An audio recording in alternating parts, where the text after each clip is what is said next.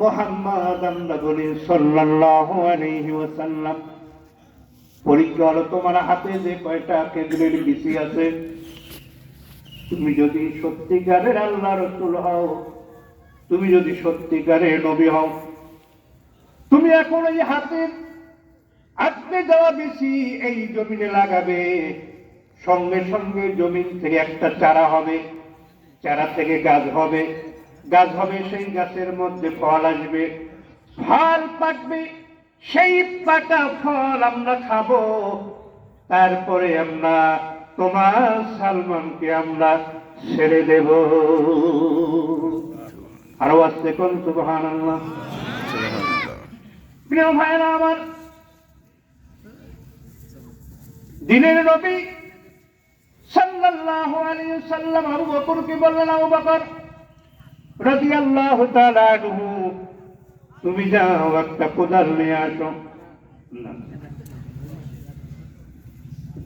কোদাল নিয়ে আসো। ও আবু বকর, সাহাবী আবু বকর রাদিয়াল্লাহু তাআলা আনহু একটা কোদাল নিয়ে আসলেন। দিনের নবীজি বললেন, আবু বকর কোদালটা আমার হাতে দাও, আমি মাটি নরম করব। আবু বকর বললেন, ইয়া রাসূলুল্লাহ, আমি আবু বকর থাকতে আপনি কেন কষ্ট করবেন? আমাকে অনুমতি দেন, কোদালটা আমার হাতে দেন, আমি মাটি পুরে মাটিটাকে নরম করি। আল্লাহ রাসূল বললেন, আবু বকর রে, আমার কাজটা আমাকে করতে দাও, তুমি একটু তোমার দৃষ্টিটাকে আমার কাছ থেকে একটু দূরে সরে দাও, তুমি আমার কষ্ট সহ্য করতে পারবে না রে আবু বকর, তুমি একটু ওই দিকে ফিরিয়ে তাকাও। দিনের নবীজি আবু বকর ঘুরে দাঁড়ালেন। দিনের নবীজি মাটি খনন করলেন, মাটি নরম করলেন। মাটি নরম করার পর দিনের নবীজি খেজুরের বিচিটাকে হাতে ধরে বললেন, খেজুরের বিচি রে, ও বিচি, আমার তো কোনো ক্ষমতা নাই, ক্ষমতা আছে কার? কার ক্ষমতা? শেখ হাসিনার, খালেদা জিয়ার, ক্ষমতা কার? প্রিয় ভাইরা আমার, ক্ষমতা আল্লাহ। বিচি রে, আমার তো কোনো ক্ষমতা নাই, ক্ষমতা আল্লাহর। আল্লাহ তোমাকে সৃষ্টি করেছেন। ইহুদিরা চায় তোমাকে আমি বপন করি, তোমার কাছ থেকে একটা চারা বের হবে, গাছ হবে, গাছ মোটা হবে, বড় হবে, সেখানে ফল ধরবে, সেই ফল পাকবে, সেই ফলে ইহুদির বাচ্চারা খাবে। এই ইহুদির বাচ্চারা খাওয়ার পর বিচি, তারপরে আমার আদরের সালমানকে তারা ছেড়ে দেবে। বিচিকে মাটির নিচে পুঁতে রাখলেন। বিশ্বাস করুন মুসলমান, সময় লাগে নাই, বিচি মাটির মধ্যে গাড়ার সঙ্গে সঙ্গে কিছুক্ষণের মধ্যে সেই বিচি থেকে চারা বের হয়ে এসেছে। চারা চোখের সামনে পথ পথ করে বাড়তে লাগলো, গাছ হয়ে গেল, গাছ বড় হয়ে গেল, গাছের মধ্যে ফল এলো, সেই ফল আবার পাক ধরলো, সেই ফল পাকা ফল ইহুদিরা গাছ থেকে পারলো।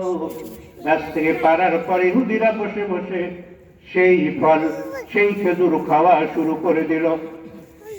খেজুর খায়, আর খেজুরের বিচিগুলো এমনি ভাবে আল্লাহ রসুলের দিকে ছিটাই দেয়, ঠিকাই দেয়, বলতেছেন, ইয়া মুহাম্মদ, তুমি সত্যিকারের নবী, তুমি আজকে এখানে এসেছো, তোমার পরীক্ষা হয়ে গেছে, তুমি আস্তে আস্তে করে এই চারাগুলো, এই বিচিগুলো মাটির মধ্যে লাগাও, একটা বাগান হবে, সেই বাগানের আমরা মালিক হব গো মুহাম্মদ সাল্লাল্লাহু আলাইহি ওয়াসাল্লাম।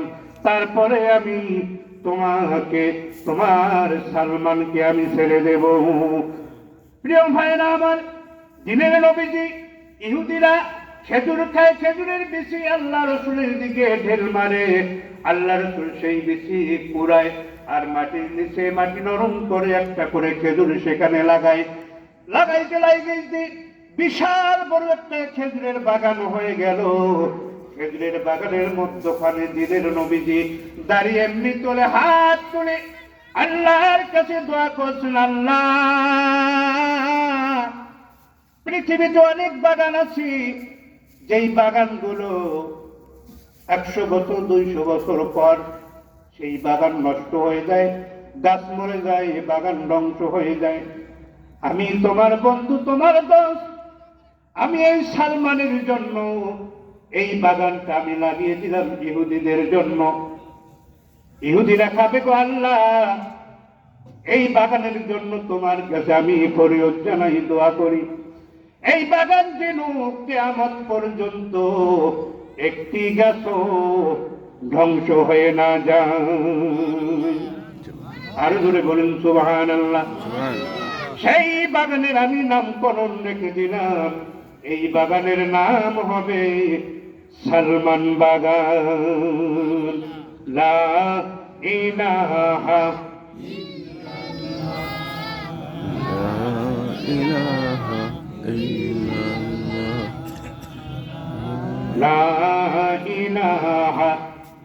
মাহফিল ইন্তেজামিয়া কমিটির দৃষ্টি আকর্ষণ করে বলছে, আপনারা একটু দ্বিতীয় মেহমানকে নিয়ে আসেন, 9:30 বেজে গেছে।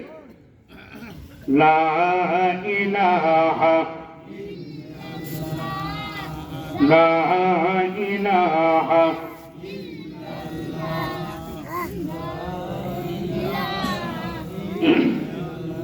লা ইলাহা ইল্লাল্লাহু মুহাম্মাদুর রাসূলুল্লাহ সাল্লাল্লাহু আলাইহি ওয়াসাল্লাম।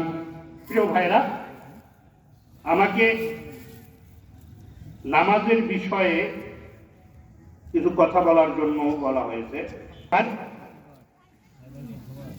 নবীজির হাদিস আছে, বাইনাল আবদি ওয়া বাইনাল কুফরি তারকুস সালাত।